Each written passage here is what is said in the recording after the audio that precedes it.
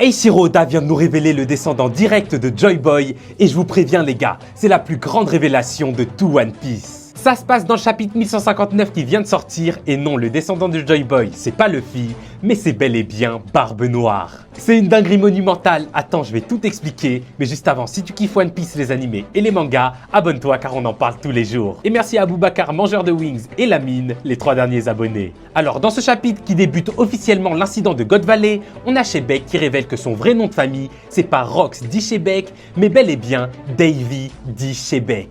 Il enchaîne en disant que le gouvernement essaye depuis très longtemps de faire disparaître son clan car il a un lien direct avec le légendaire pirate Davy D. Jones.